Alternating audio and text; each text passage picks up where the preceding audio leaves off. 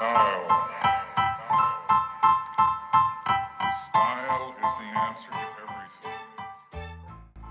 Hey guys, welcome back. Today we're going to look at the equipment list and savings tips. This is the Sonlipo SPC 2500. It's got the daylight, it's got the timer, it's got a dimmer, it takes 30 minutes to sunrise and 30 minutes to sunset, and the rotating bars. This is the Wuzoo. I got it on Amazon for less than $18. It is equivalent to the Hurricane. It blows all my little leafies. Look at them dance there on the side there. They're just dancing and fluttering. It keeps the flow for all the fabric pots throughout the bottom of the tent. We also have some other fans up above that I'll show you in just a second.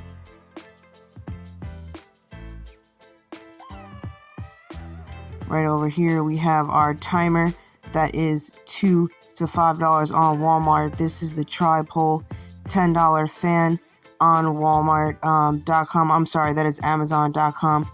I got a whole pack of them. You can get them in the 2-pack. You can get them in singles. They have 2 to 3 speeds on the fans. They're small, lightweight. You can hang them from anything, and they last forever, and they're easy to clean. The faceplate pops off, clean it out, and you're good to go.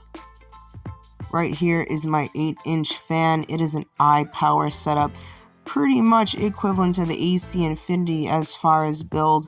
The product is a little bit cheaper on the materials, but that is fine because it works just as well. As you can see, the suction power, this filter is going from bright white to off-white. It is about time to wash this filter out, the sock for it at least, and then we can try to wash the filter and dry it out. If it dries out fast enough and we have a sunny enough day with good enough airflow, I can reuse this filter after rinsing it out. Otherwise, I'll have to buy a new one, which isn't too expensive, again, coming from iPower. This ducting here goes right into the side of the base of the tent, keeps air flowing. Right now we're using it as an intake fan. I do not want any pollen from our experiments getting into the flower tent, and that's why we're running it that way. This unit is sturdy. It is screwed into the wall, and it is sitting here nice and lovely. It's flush, it's clean, it looks just like the AC Infinity unit. The screen is easy to clean with a little bit of a wet wipe, and then you just dry it off with a paper towel if you have to, but I haven't found really the need to at all. It runs at 70. And usual is the temp down here that rarely ever fluctuates unless I have the heater on inside the tent. 79% is average for this tent as well, even though it is the flower tent, because we are trying to keep the pests and the spider mites at a minimum. They hate a humid environment, and that's why it is so spaced out and airy in there as it is. We like to keep the space and the plants trimmed, that way there's not much foliage for them to hide around on. Now this is only on the first setting, but if I increase it, it will go ahead and bring that humidity down to 70. If I set it at 2, within about 30 minutes. If I set it to 3 or 4, it'll take only about 15 to 20 to drop it there. And if I let it run for the 30, it'll drop it to 60%. It actually works really well, guys. There's also high settings, low settings for the humidity and for the temperature. You can turn it on, you can turn it off, so it just kind of monitors, and you can also turn it on auto so that it runs automatically on any of your given settings. There's even a power saving mode to keep it economical for you.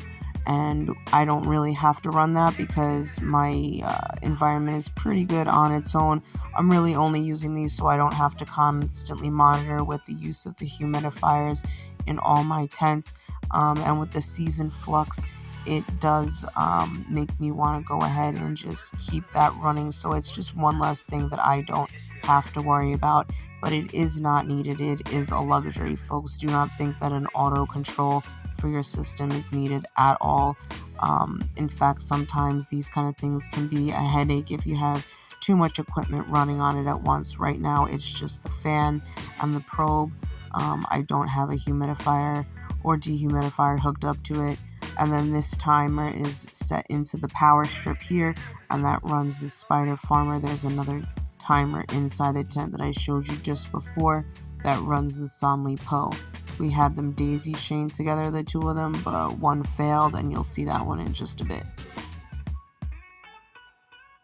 The next thing we're getting into is my Frigidaire 70 pint dehumidifier. This has been a star on the show before, however this has been newly serviced. It is functioning great, and I am still not using the 70 pint drainage container because my back is just too bad. Right now she is in a sleep mode, but when she needs to, she kicks on, and then it shows me exactly what percentage it is at as far as humidity is concerned. Then it shows me how long it's going to run before it cuts off, and then it shows me the ending desired humidity setting. So the ending humidity setting in here is 50%, and I keep it average like that because my closets pull the air from this environment, and so does my dry tent. But the tents, as you saw, do have their own humidity probes, temp probes, and they have their own humidifiers inside, so that keeps them moist when this draws out too much from the environment. Now, I don't use the 70 pint container because of my back, so I did hook up a little hose on the side of the unit. I'll show you that in just a second. And then that kind of drains into a sump pump area. The floor of my laundry room actually depresses in case of any spills or anything like that with the slop sink. And then it depresses into a small grate where this is fed into, and that grate leads down to the sump pump. This is frequent stars on our show, the Dr. Earth and the Brute Worm castings or Wiggle Worm castings, depending on the prices online. I ordered that on Amazon. The Dr. Earth comes right out of Walmart, as you guys have seen my Walmart Grow Shop videos. If you haven't and you're a newcomer, please slap the like button, subscribe, and go ahead and check out those Walmart Grow Shop videos. I run through Walmart and I show you the best prices for the best grow stuff available on your shelf right there for you in the big box store. No need to make special trips to hydroponic stores or any grow shops or anything like that. Right here for a good price. This Dr. Earth Final Stop Insect Houseplant Killer and the Vegetable Garden Killer for the insects is the same similar product. They have different oils in them, but basically the same natural organic product, just for variety on my plants. For the mites and the pests, you don't want them getting resistant, so I use this as well as a 2-part alcohol, 8-part water mixture with some 91% isopropyl alcohol. The next thing in our pest deterrent regimen is this Harvest Hero with the diatomaceous earth inside. Hi again. They went ahead and put us onto this. That is a channel. I'm not saying hi again. Hi again is a channel out in Michigan. They are a really great couple working on some really great stuff. Big things going on over there, guys. And like I said, they put me onto this. They use it in their grow. I find it really good for my grow as well as for pest control, as well as for a little bit of added nutritional value. And the size of it is actually really good for the drainers. It's the nice big pieces. If I need to use it for my seedling mix, I just pluck the larger kernels out and then leave the top free for any kind of movement. But I don't find it impedes seedling growth or a smaller vegging plant growth at all as far as roots are concerned. It works really great in conjunction with plastic pots that don't have a lot of drainage, and it works super well with my fabric pots. Those I find drying up every other day. If you don't have time to be watering or keeping those slightly moist, or you don't have a humid environment already for your plants to get some humidity from and water from the air, I would avoid using these in flower pots in excess. But it is excellent for the seedling mix in with the worm castings and the cocoa core. There you go, Harvest Hero. This is the big bag. They sell it in smaller quantities. I just don't want to have to pick up stuff all the time. And I had the funds to go for it, so I did. You can also, and no offense to Harvest Hero, but you can find this broken down, pre-made at some local grow shops, depending on what they have, little sample packs. Or you can also find it online. People buy big bags of this kind of stuff and break it down for price point for other people. I'll link some shops in the bottom below that I know that do this for you guys. Again, it's just repackaging and relabeling. They're not claiming to it's their own product in any kind of way. They do let you know it's Harvest Hero, and they go ahead and they show you the bag that they actually packaged it from. Some places even show you the packaging process if you're that interested and that paranoid about fake products. So like I said, I'll link some of those places below, some of those discords below where you can find product like this, brand name product, for a discounted price, just because it's been broken down and rebagged for you.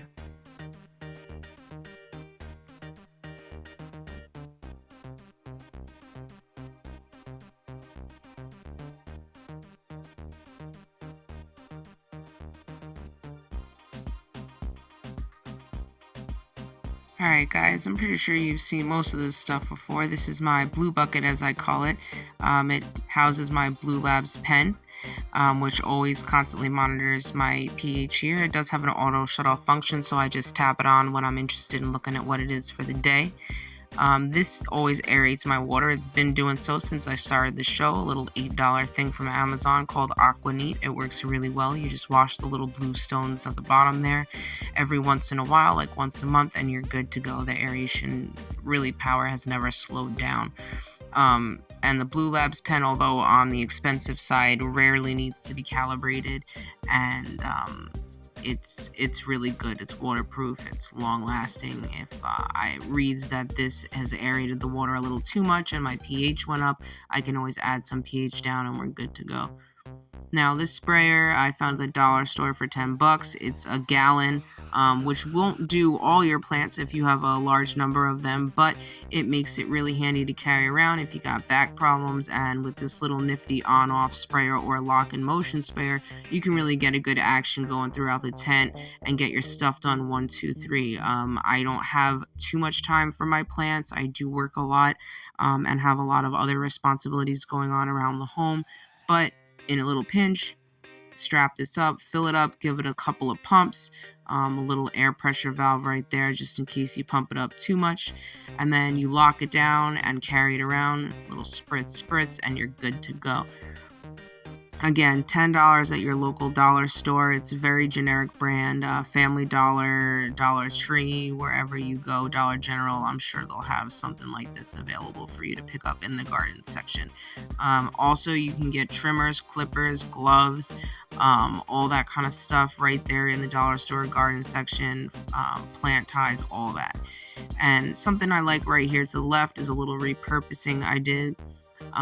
This is a repurposed cat litter container, rinse it out real good, and I keep water in here. The white color actually prevents excessive algae growth on the inside, and letting it sit here in this large quantity makes it easy access for me when I want to go ahead and refill my top loading humidifiers. I fill this up maybe once every 2 days at the slop sink, and then I bring it in here and I can just dump it into the tops as I see the humidifiers dropping down, and that really avoids me doing a lot of heavy lifting. Alright guys, in here is my other Sonley pole that was daisy chained to the one that's currently active in the flower tent, but this one has a little plug problem here that they promised to work on with me. I just don't have the time to sit there and do the video call right now to get it done. This little piece wiggles when the plug is inside of it and the power cuts on and off. I'll show you the specs real quick just so that you can get a little look at it. But you see the on-off switch, the timer buttons, the sync button, and you have the sunshine settings. So is the SPC 2500. As you'll see, actual power only 250 watts, give or take 5%, and that is really good power and really good functionality for a light that's only 250 watts. And I'll tell you, if I looked at this light in someone's tent, I would not assume that it came with only 250 watts. It does come with a little grow guide. It comes with some great UV shades to protect you from the light, because these lights are so bright. The light in my flower tent is not at full capacity at all by any means. They get a lot brighter, and they want to make sure that your eyes with these rotating bars are absolutely protected. The bars rotate and you can like get the lights in your eyes and all that kind of stuff if you walk in at the wrong angle.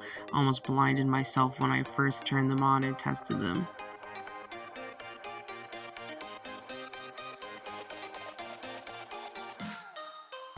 Down here on the bottom we have my Dr. Earth collection over here, and in the white jug behind that I have some colloidal silver. This Dr. Earth, I started using for the price point and for the unique ratios that really closely match Gaia Greens that I saw Canuck using a while ago. I just didn't have the funds at the time for the Gaia Green, and now that I know how well Dr. Earth works, I'm not going to switch. Why pay more for something that works just as good? This is the fuller range of Dr. Earth. The only thing you're not seeing here is the 444 all purpose, which is on the floor down there in the orange bag. The 222 I use for my young veg plants that need heavy fertilizer in the beginning, or the older plants that don't need too much.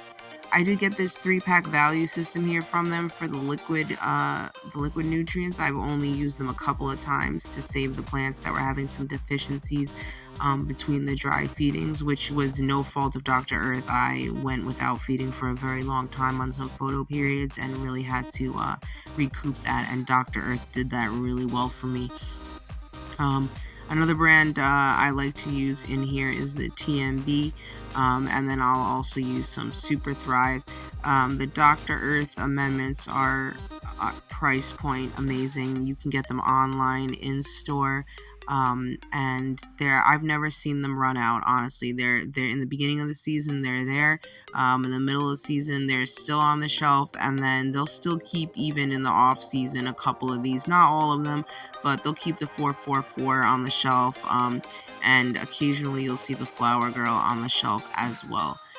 This tomato and vegetable herb, like I said, is great for the longer grows in between when you're heading out of veg into flower, but you still need that extra little boost of nitrogen to go, and it's really it's a pickup, and it's got that extra PK for you, more so the P than the K, but that's right there, and you can go ahead and add some flower power in with that to really pick up the end of it if you have a plant that needs a lot of nitrogen in the end. This 394 I like to mix with my standard 444 and the 222. It does fade the nitrogen out a little quicker than the other bag that I just showed you, but it does have a better ratio for the flower, and I have run some pretty fat buds without any added flower power or any added bloom nutrients to it. So if all you got is the Flower Girl and the all-purpose, you are still 100% golden.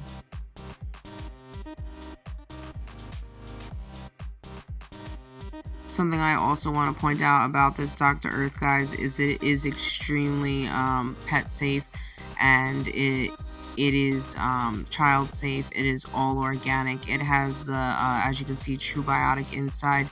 It has all the stuff the plant needs, mycelium, all those extra microorganisms that you need inside of it, ready to go in the bag. So you really don't need anything else if you're looking for just a nice, small, basic hobby grow. This is also repackaged by certain grow shops. Again, I'll list those grow shops below. Please be advised, repackaging and relabeling, as long as you are being very clear who the maker of the product is, just to make it more affordable for someone, is not illegal, as long as you are letting the people know that you are doing it. So don't bash on anybody that is doing that, guys. They're doing it to help you out, and you want to make sure that that is available for everyone in the community at all times, especially if you're just sampling a product and you don't want to spend the money to dish out for a $50 bag. You can go ahead and sample something small and get that going. This Super Thrive is something that I like. This is a highly concentrated bottle. I do have the spray version that I use for my clones and for my seedlings. And if I have a plant that is in a recovery, or like a mother plant that I want to feed, but she doesn't need too much of it, I'll go ahead and dilute this and spray it on there. I'll let you take a look at the instructions here for a second.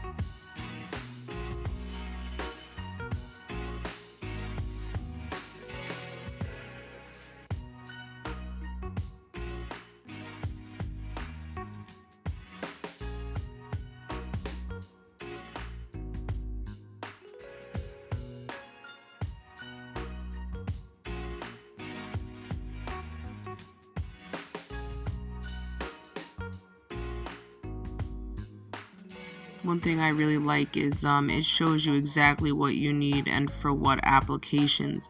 I love it for the seedlings as a foliar spray, and the drop a cup for in my indoor plants. You just kind of pour it in there, and it is amazing.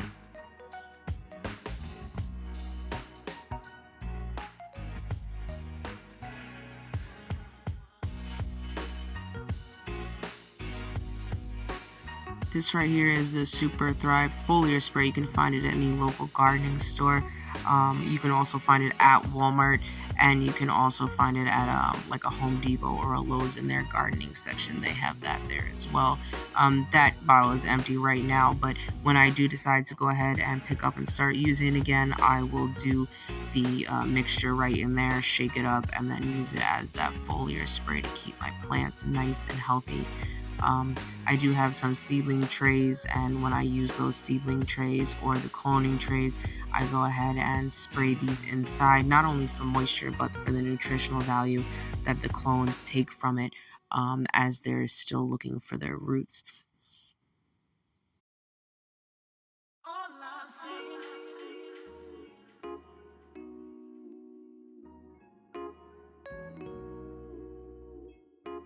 Another thing I've been using over here is Kelptastic by TNB, North Atlantic Kelp Meal. You can mix it in your water or use it as a top dressing, and it works really well. It has saved my pale orcs from going completely pale. It's a strain that's really hard to keep up with the nitrogen, and this little added boost of kelp and other nutrients that is all involved with the kelp is actually really helpful for my plants. You can't really overdo it, so you're good to go. The nutrient level is 102, really, really low. So I wouldn't worry about it too much. Obviously, you don't want to dump the whole bag in 1 gallon, but you really, once a week, twice a week even, is not overdoing it.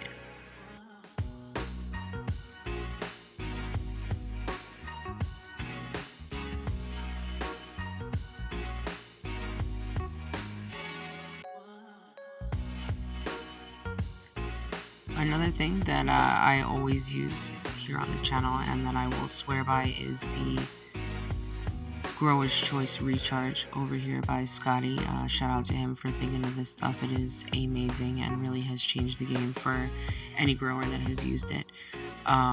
He also has those little nutrient ball things. You should check those out. I forget what they're called, Vitabits or something like that. They're awesome. You pop them in your soil, they feed your plant, a little bit of recharge to help the plant take it up, and you're pretty much golden with no maintenance if you like that sort of thing. I'm going to give you a checkout back here. It really has all you need. There's no need to get any extra packs or anything like that to add in with it. This is great. It starts off your seedlings great. It makes sure that they're going to start off with a booming root structure. Great for transplant. Great for upkeep. Helps your plants uptake the nutrients when they're having some deficiency issues. In fact, I would say maybe 85 to 90% of my nutrition issues are solved by adding just a little bit of recharge to the soil and making it healthy. You really need to feed the soil, as so many people say, as I'm going to say to you, feed the soil, not the plant, and that's what the recharge really helps you do. Anytime I find myself trying to treat the plant and the symptoms of the plant, I'm really not trying to remember what I have done to the soil, and once I take it back to basics, literally recharge the soil and get the right amendments back in there, we are always back on top.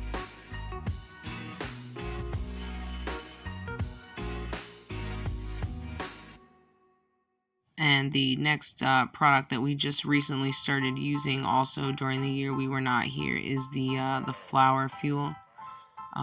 We have this I started using when I saw it on 420 Scenes show. I feel like there's a lot of stuff out there and a lot of shows that advertise stuff just because they're paid to do it. I was advertising Spotted Farmer for a little while because I was sponsored, but that shit was just too much work. And I didn't find any outstanding quality in it above anything else. So Yeah, now I'm just using things that I know work. 420 seems pretty good at recommending that kind of stuff, as far as what does work and doesn't work. So once I saw him have it on there, I was like, you know what? I was like, I'm gonna try it. And this 1:34:32 ratio really does help. And in conjunction with the recharge, you get maximum uptake of whatever fertilizer you did have left. The buds can really maximize the flower fuel, and you get a really nice flush at the end with some really decent looking buds. I can add it with the Flower Girl, but I find when I'm using the flower fuel, I take back the amount of Flower Girl that I'm using. And with the 463, the green bag back there, that really makes a nice transition and a nice added boost if you have a plant that needs a little more nitrogen into the end. Root Gold by Dr. Earth, we stopped using just because I found it a little tedious to fit into my regimen on the daily, and it wasn't really absolutely needed. The Epsom salt is something that always goes in my regimen in my seedling mix as a top dressing, and in my humidifier as well if I'm having some real bad cow mag issues. And it's cheap. It's less than $5 a bag. This is one of the bigger bags. You can get an even larger bag for I think $8 over at Walmart. Equate is the Walmart brand. Don't forget to check them out, guys. So this is one more product that we've been using new. Blackstrap molasses, before I forget. Not really using that so much since we just touched on the recharge, because recharge obviously has enough. You can smell it, you can see it, you can feel it when you touch the recharge and it's been in a bucket. But yeah, unsulfured blackstrap molasses, Golden Barrel, cheap on Amazon. Clonex also came from Amazon, but it is an amazing product, and it did save us a lot over the year we were not on camera. I was just cloning massively all over the place. I had clones in jars all over the floors. If you remember some of the ending videos, those weren't close to what I had before. And then this would root in 2 to 3 days, and I would go ahead and plop them right in their pots, and they would do their thing. So definitely recommend this if you're doing some heavy cloning. It is good. I do recommend not dipping your plants right into this jar here. Pour it into a separate little measuring cup and then dip your plants into there. You definitely want to keep the jar itself sterile. You don't want to introduce anything weird in here at all. So look there for you.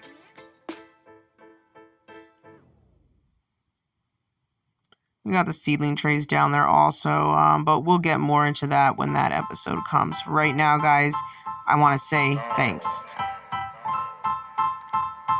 And as always, don't forget, stay medicated, meditated, and educated. Peace.